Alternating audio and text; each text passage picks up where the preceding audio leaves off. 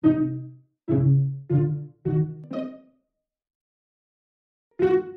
high atop Healthcare Hill in Central Maryland, this is BSN Headline News. Today's top story is Ebola virus preparedness. And what does that mean for Bon Secours Health System?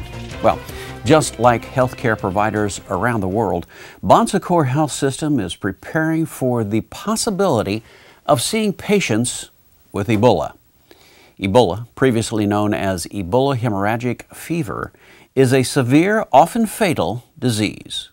The 2014 Ebola epidemic is the largest in history, affecting multiple countries in West Africa.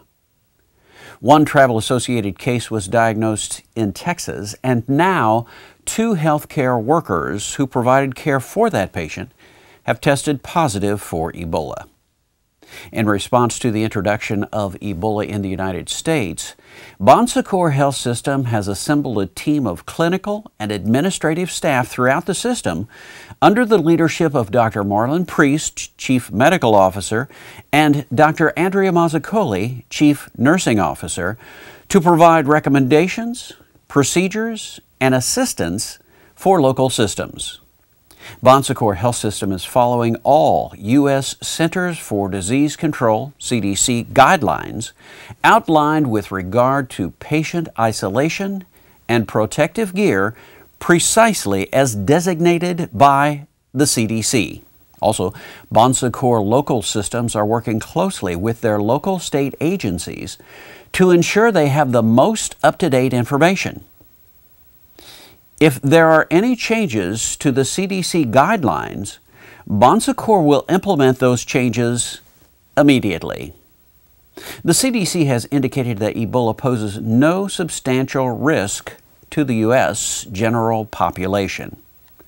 While Ebola causes a lot of public worry and concern, Ebola patients can be transported and managed safely when appropriate precautions are used. Bon Secours Health System is actively working to ensure the safety of its staff, community, and patients.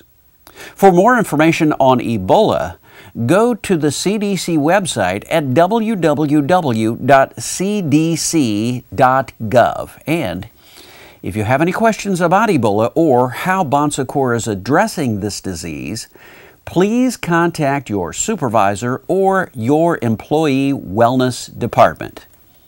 Again, Bon Secours takes the Ebola threat seriously and is taking action now through a team of clinical and administrative staff from across the system under the leadership of Dr. Marlon Priest, CMO, and Dr. Andrea Mazzoccoli, CNO, to provide recommendations, procedures, and assistance for local systems.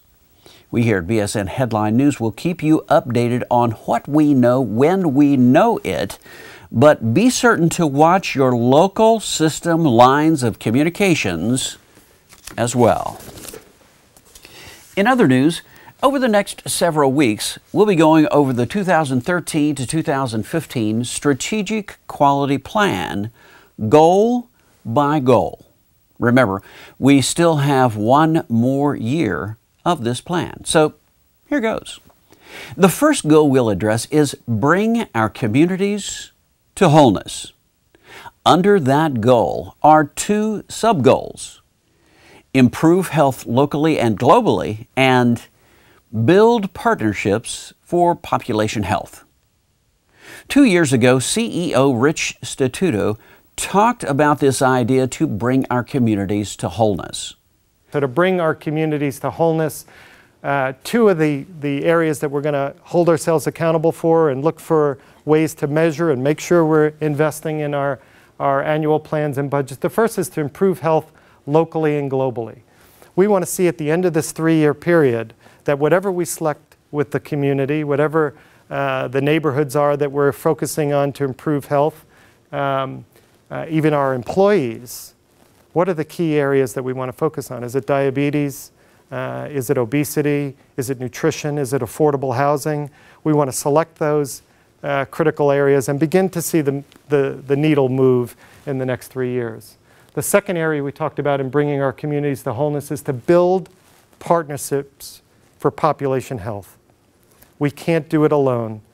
We're going to have to partner first and foremost with all of our physicians, all of our clinicians, our employees, but I think we also need to move outside of our own walls and start to partner with our payers. The Bon Secours Strategic Quality Plan. Next week, we'll be talking about ensuring our care is extraordinary. Finally, this week's tip is a wellness tip. I'm just saying.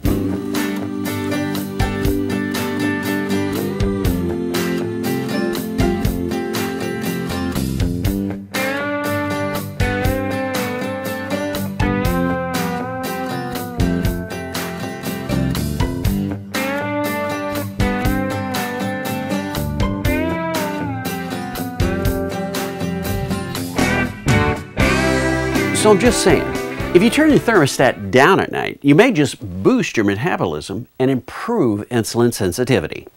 Let me explain. Ever heard of brown fat? It's one of two types of fat in the human body. Brown fat's primary function is to generate body heat. But what it also does is it takes calories from normal fat and burns it. What's that? That's right. In a recent study, scientists were able to stimulate brown fat grown in mice, which in turn burned normal fat. How?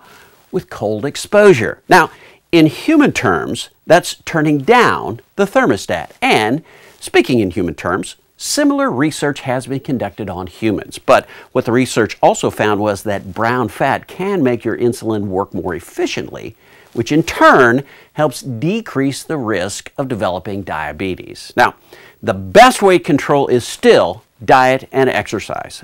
But by turning down your thermostat at night, you may just get a boost in weight control, a boost in insulin efficiency, a lower heating bill, and a better night's sleep. I'm just saying.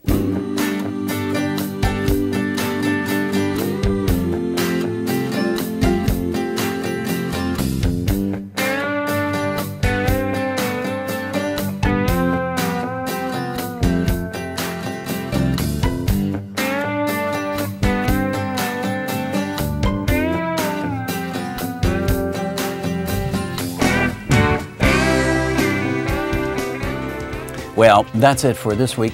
Stay tuned to this portal for future up-to-the-minute information on these and other stories on BSN Headline News. I'm Dave Schlachter. Thanks for joining us. BSN Headline News is a production of Bon Secours Productions and is solely responsible for its content.